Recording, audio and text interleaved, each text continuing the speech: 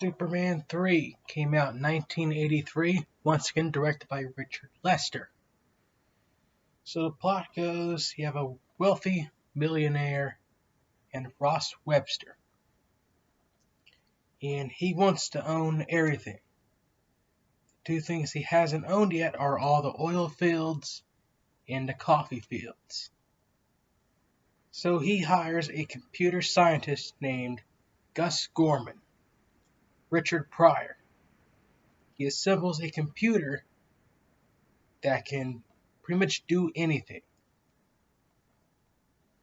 Right, and this computer, what it does is it controls weather patterns.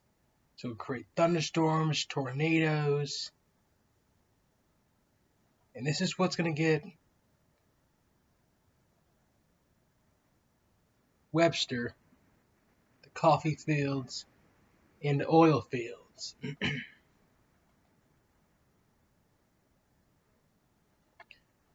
However, there's one problem in their way, and that is Superman. So Webster sends Gorman to go find kryptonite.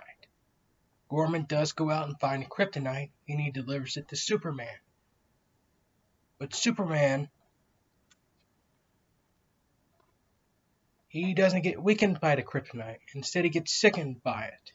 And turns Superman into a heel.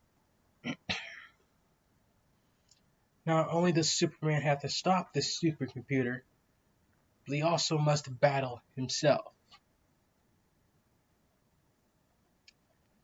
Meanwhile, you have Lois Lane, she's on vacation, and Clark Kent is going to a homecoming retreat in Smallville. So that's the plot of Superman 3. The movie's okay, I'll give it a 7 out of 10. The plot to me doesn't make any sense at all. So we're in Richard Lester territory here. So say goodbye to Richard Donner. We're in the environmentalist type of story arcs here. That's what this film speaks to me as, an environmental film.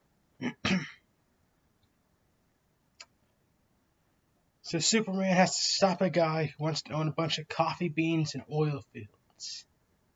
That doesn't make any sense. I don't know why someone wants to own a bunch of coffee beans, oil fields.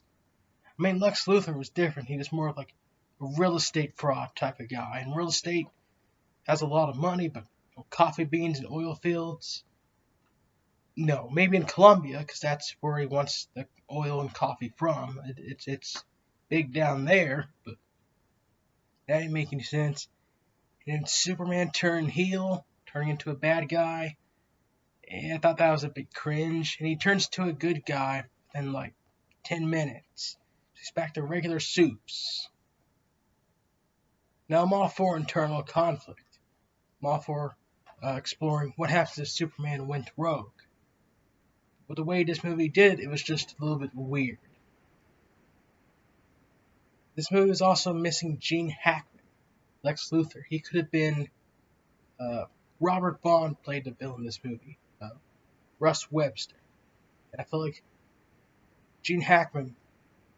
that was Gene Hackman's spot. So he was missing. That took a lot from the film.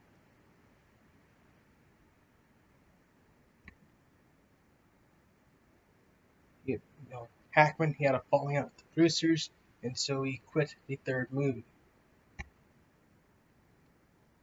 couple things that I do like about this movie is Richard Pryor, the Smallville setting, and Reeve is alright as well as Superman. But this movie, it's okay, I'll give it a 7 out of 10, but we could tell the Superman original series, it's slowly coming to an end.